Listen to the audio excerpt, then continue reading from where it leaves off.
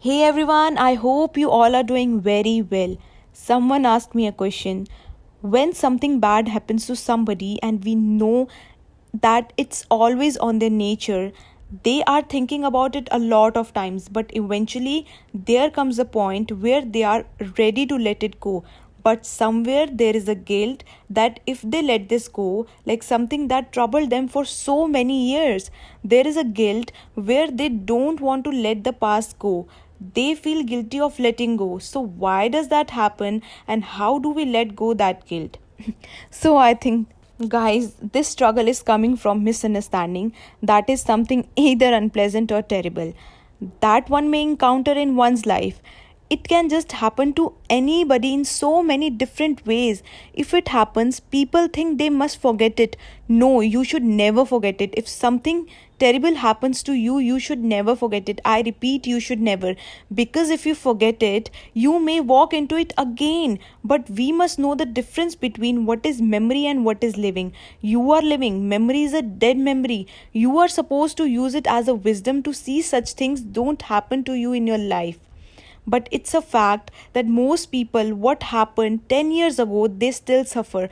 What may happen the day after tomorrow, they are already suffering. What happened 10 years ago or even 10 days ago doesn't even exist right now.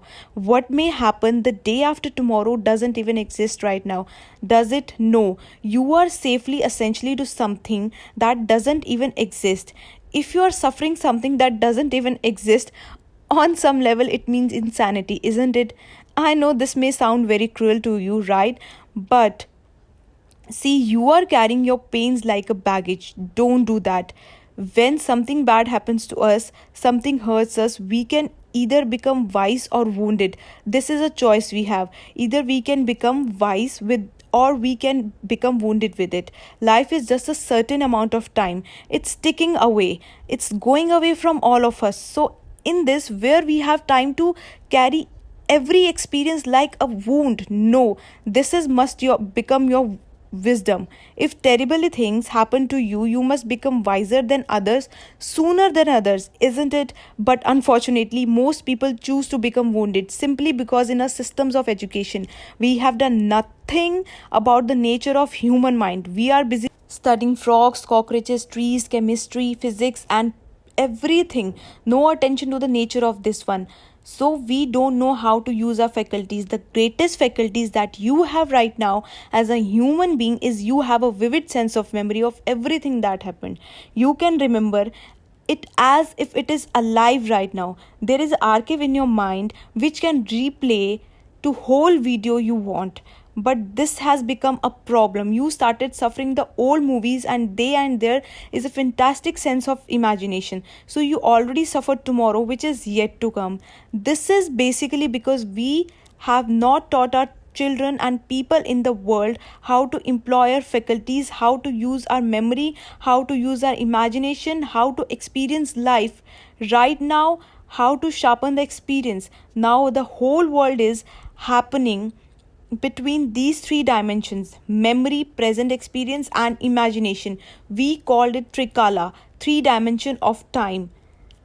All your experience of life is happening here, but if you lose the difference between what is past, what is present, and what is future, then everything hurts. But not everybody terribly have happened. Unfortunately few people, they have happened, but the rest of the people, they are simply suffering, isn't it? Because fashionable to suffer, people think that they are suffering, then they are intellectual, they are very profound. No, they are just stupid because you are suffering something that doesn't even exist. So this madness have encouraged simply because we never train people how to use their faculties. Do you agree with me that this is human machine that you carry, I carry, the most sophisticated machine on the planet?